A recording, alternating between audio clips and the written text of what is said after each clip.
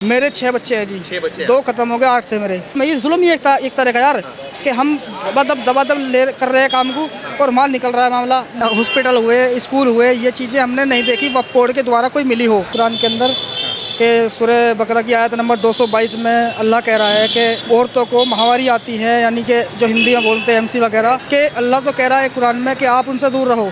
हज़रत आयशा जिनको हम अम्मी कहते हैं अपनी, तो उनके साथ वो सेक्स भी कर रहे हैं, साथ बैठ के गुस्ल भी कर रहे हैं, यानी कि नहा भी रहे हैं दोनों साथ में। तो नहाता तो आदमी नंगा ही हो गया है ना। तो वहाँ अल्लाह मना कर रहा है, यहाँ अल्लाह के रसूल खुद कर रहे हैं और मुसलमानों को करने के लिए मना किया है। एक बार जब सौदा नाम की औरत लैट्रिन पेशाब करने के लिए वहाँ पे गई, तो उमर उसके पीछे पीछे गए और बैठ के देखने लगे। देखिए, वक्फ बोर्ड को नुकसान होता दिख रहा है। उनको ये दिख रहा है कि हमारी जो अब कमाई होनी बंद हो जाएगी, बाहर के लोग इसमें शामिल हो जाएंगे। वो लोग क्या है, मुसलमानों को भड़का रहे हैं, मुल्लाओं को भड़का रहे हैं। वो मुल्ला मस्जिदों में बैठ के जुम्मे की नमाज में मुसलमानों को भड़का रहे हैं कि वक्फ बोर्ड को इस तरह तब्दील किया जा रहा है, उसके बिल बनाए जा रहे हैं, ऐसे ऐसे नए नए बिल लाए जा रहे हैं जो कि मुसलमानों के लिए ख़राब हैं। तो मुसलमानों को पता ही नहीं बेचारों को, वो उनकी बात मान रहे हैं तो यकीन कर रहे हैं, जबकि मुसलमानों के लिए किसी भी तरह से किसी भी हक़ में अच्छी नहीं है वक्फ बोर्ड। आज तक एक भी मुसलमान को, और भी खड़े हैं भाई, मतलब अगर किसी को फ़ायदा हुआ तो बता दें। वैसे पूछ लूँ मैं, क्या नाम है आपका? मेरा नाम एहसान है एहसान जी। आप भी मुसलमान समाज से आते हैं, क्या फ़ायदा हुआ वक्फ बोर्ड से आपको? भाई वक्फ बोर्ड से जैसा कि मैंने सुना है, कई दिन से सुन रहा हूँ, लेकिन इस चीज़ का हमें ज़्यादा पुराना ज्ञान नहीं है कि ये जो चीज़ अब इस टाइम में ट्रेंड में आई है, जैसे कि वक्फ बोर्ड कुछ ऐसी चीज़ है, तो हमें ये सुनने को मिल रहा है कि कहीं धरने चल रहे हैं, कहीं ये चल रहा है, कहीं बिल आया था वो पास हो गया, इसके ये मानते हैं मुसलमान कि हमारे खिलाफ़ है। तो भाई मुझे तो खैर इस चीज़ का वो नहीं है, क्योंकि कोई फ़ायदा नहीं हुआ इस चीज़ से। सिर्फ फ़ायदा क्या है, मस्जिदें बनाई जा रही हैं, मदरसे बनाए जा रहे हैं और बच्चों को मतलब वही इस्लामिक तालीम दी जा रही है। बाकी और नॉर्मल चीज़ें जो इंसानियत के फ़ायदे के लिए हों, एजुकेशन हो, और कोई भी बहुत से ऐसे काम हैं, हॉस्पिटल हुए, स्कूल हुए, ये चीज़ें हमने नहीं देखी वक्फ बोर्ड के द्वारा कोई मिली हो। लेकिन अगर मस्जिद बन रहा है तो उसमें जाके आप नमाज़ पढ़ेंगे, मदरसा बन रहा है तो आपके बच्चे को उसमें कुरान की शिक्षा दी जाएगी, तो ये तो सही है आपके समाज के हिसाब से, आपके इस्लाम के हिसाब से? देखो, हम जहाँ तक मानते हैं ये सही है, इल्म सीखना चाहिए, कि सभी तरह का इल्म लेना चाहिए इंसान को। लेकिन अकल इस चीज़ का मसला है कि हमें ये भी तो समझना होगा कि हम जो पढ़ रहे हैं उसका मतलब क्या है। जब उसका मतलब ही नहीं पता होगा हम लोगों को, तो हम कैसे फैसला करेंगे सही का या गलत का। तो क्या मतलब है, क्या पढ़ा है आपने, क्या आपको लग रहा है? मतलब ये है, हम कुरान भी पढ़ते हैं और मदरसे में पढ़ते हैं, जो हमें सिखाया जाता है नॉर्मल मुल्ला मौलवियों के द्वारा कि भाई तुम्हें नमाज़ पढ़नी है और अल्लाह की बात करनी है। सिर्फ इतना ही है कि तुम झूठ ना बोलो, भाई इस तरह की बातें करते हैं।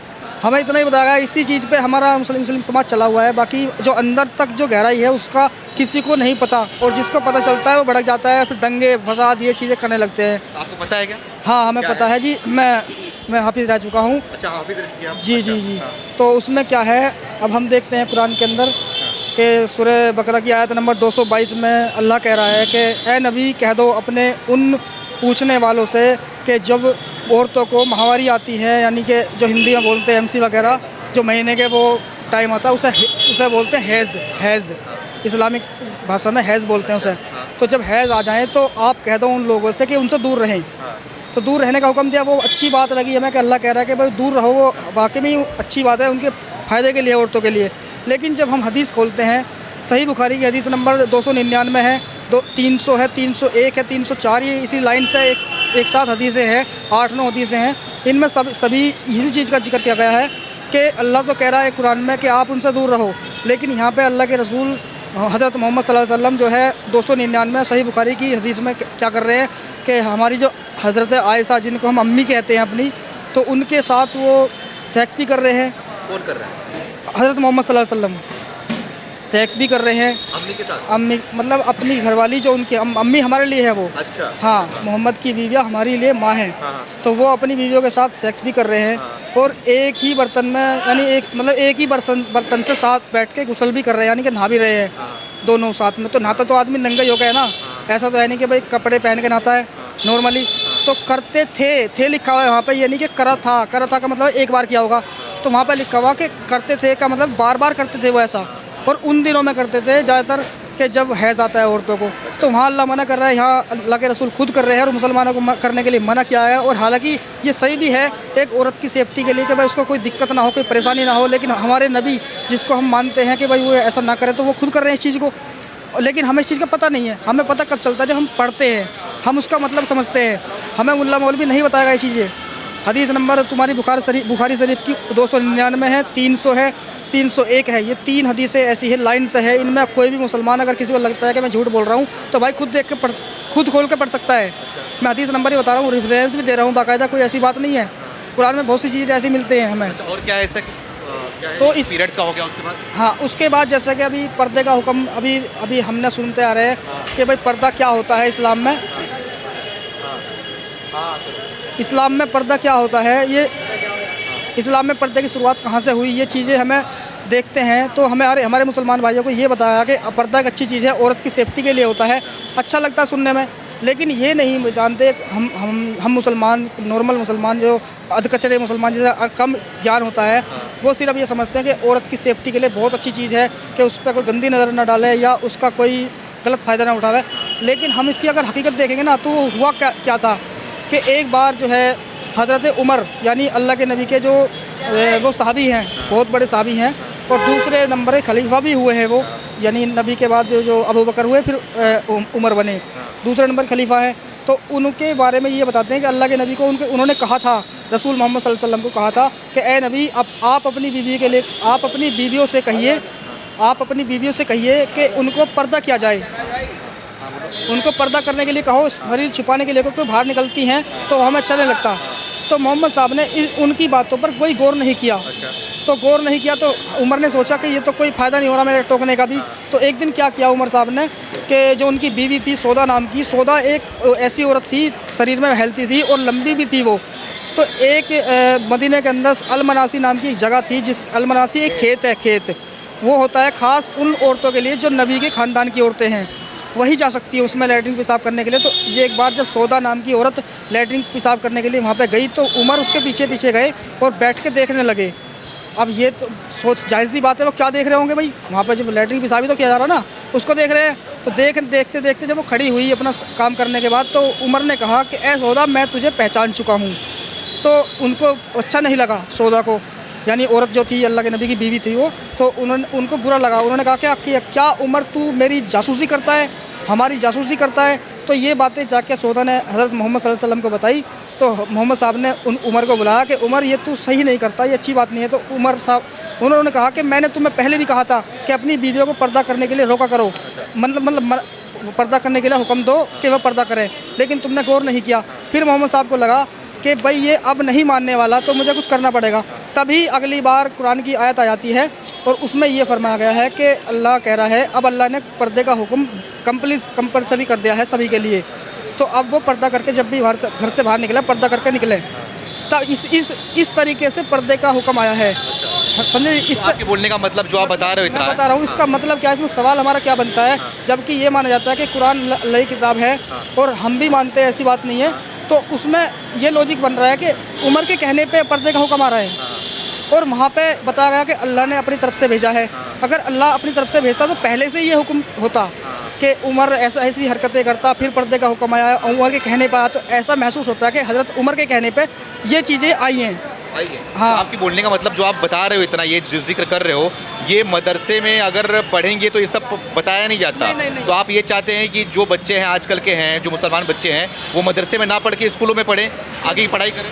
मैं ये चाहता हूँ इल्म उनको वो भी लेना ज़रूरी है, क्योंकि ये भी दुनिया में रहते हैं, मुसलमान भी और वैसे भी रहते हैं जो और पढ़ाई है वो भी लेनी चाहिए। लेकिन मैं चाहता हूँ आप इस्लामिक तालीम लीजिए, लेकिन उस तरीके से लीजिए कि हमें इसका मतलब भी पता होना चाहिए।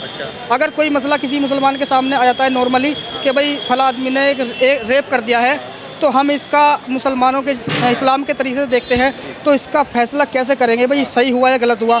जबकि ये आता है इस्लाम में कि इस्लाम में अगर ये पूछा जाए, एक तरफ रेप हो रहा हो और एक तरफ मूर्ति पूजा हो रही है, तो वो सबसे बड़ा गुनाह कौन सा होगा। तो इस्लाम की नज़र में मूर्ति पूजा सबसे बड़ा गुनाह है, रेप नहीं है। वो इसलिए नहीं है क्योंकि अल्लाह कह रहा है कि मैं शिर्क करने वालों को माफ़ नहीं करूँगा, चाहे और कितने भी बड़े गुनाह हो मैं उनको माफ़ कर दूँगा। अगर वो एक बार कहता है कि मुझे माफ़ कर दे तो मैं उसको माफ़ कर दूँगा। लेकिन शिर्क करने वाला, यानी जो मेरी ज़ात में अपने आप को ठहराता है कि भाई मैं इसको खुदा मान रहा हूँ, उसकी पूजा कर रहा हूँ, तो वो बड़ा गुनाह है। अल्लाह कह रहा है इस बात को। अच्छा, तो मतलब कि जो ये वक्फ बोर्ड जो संशोधन किया गया है, जो बिल नया कानून बनाया गया है, जो इसके खिलाफ लोग आ रहे हैं, हिंदुओं को टारगेट कर रहे हैं, पश्चिम बंगाल में हिंदुओं को मार रहे हैं, तो इसका क्या जिक्र है? मतलब क्यों ऐसा किया जा रहा है, उनको क्यों भड़काया जा रहा है? क्योंकि जुम्मे की नमाज के बाद ही ऐसा होता है, लोग मारते हैं निकल कर आकर, ऐसा क्या होता है, क्या बताते हैं? मैं ये बताऊंगा, वक्फ बोर्ड का जो जिक्र है ना, ये इस्लाम से मिलता है। इसका हमने छोटा सा जिक्र सुना है वक्फ बोर्ड का, हालांकि पढ़ा नहीं है मैंने, सुना है मुल्ला मौलवियों से। वो कहते हैं कि ये हज़रत उमर के दौर से शुरू हुआ था। ये उमर इसकी स्थापना उमर ने की थी, कुछ ज़मीन वगैरह दे के, तो ये वहाँ से चलता हुआ आ रहा है। ये सुना है मैंने, बाकी का आगे का मुझे भी नहीं पता, पूरा ये सुना था। तो इसका मतलब ये है कि अगर हम सुनते आ रहे हैं, पता भी है, तो हमें इसका कोई फ़ायदा नहीं मिला आज तक। तो फायदा नहीं मिला? नहीं, मैं अपनी बता रहा हूँ, औरों को तो मैं कहता नहीं। जो हमारे भाई होंगे मुसलमान भाई, अगर इनसे दिल से पूछा जाए कि भाई आपको वक्फ बोर्ड की तरफ से, यानी बड़े बड़े आलिम लोग हैं, उनकी तरफ से आपको कुछ मिला है? उनको कुछ नहीं, हमें कुछ नहीं मिला, बाकी हमारा सब कुछ चला गया। अच्छा, क्योंकि मस्जिदों क्या है? लालू। हाँ? लालू। लालू। अच्छा, ये मुसलमान समाज से नहीं आते तो उनको नहीं पता होगा। तो आप ये बताओ तो मुझे आपकी। मुसलमान में बात बहुत जानकारी दे सकता हूँ। अच्छा रुको, आप दारू पिए हो, शांत रहो थोड़ा। आप बताओ कि कितने बच्चे हैं आपके? मेरे 6 बच्चे हैं जी। 6 बच्चे हैं। 2 खत्म हो गए, 8 थे मेरे। 8 थे जी। 8 बच्चे थे आपके? कितनी उम्र है आपकी? अभी मेरी 39 साल की उम्र है। 39 साल की उम्र है। 8 बच्चे, मतलब कि कैसे, मतलब क्यों? सच्चा मुसलमान है, ये सच्चा मुसलमान है। 8 बच्चे मतलब क्यों? जानबूझ के आपने किया, फिर ऐसे गलती से? जानबूझ के कुछ नहीं भैया, ये सब वो नॉर्मली एक वो होती है सोच मुसलमानों में कि भाई जो कुछ भी है वो उसकी तरफ से हो रहा है, समझे? पत्ता नहीं हिल सकता, या भाई वो जो भी कुछ होगा वो देने वाला है। आप कोशिश करते रहो, नहीं देगा तो वो नहीं देगा, देगा तो देगा। तो भैया 4 साल के बाद पहला बेटा पैदा हुआ, फिर 4 साल के बाद लेन लगी कि भाई चल भाई हर साल हो रहा है मामला। और ये सोच है हकीकत में कि इंसान, एक मुसलमान बीवी को देखते हुए ये नहीं सोचता कि वो कितनी कमज़ोर हो चुकी है, या उस पर कोई किस तरह का जुल्म है। ये जुल्म ही एक तरह का यार, कि हम दबादब ले कर रहे हैं काम को और माल निकल रहा है मामला। लेकिन फिर एक वक्त ऐसा आता है वो इतना सह नहीं पाती कि वो एक दिन दम तोड़ देती है। बहाना ये बनाते हैं कि बच्चा होने पर वो मर गई और अल्लाह का हुक्म था। तो अच्छा, ये अल्लाह की दिन नहीं मानते यार? भाई मैं नहीं मानता इस चीज़ को। अच्छा। अब तो नहीं मानता, क्योंकि भाई जब जिसने 6 बच्चे दिए, कम से कम तो इसका इंतजाम भी तो करे। वो कहाँ से होगा?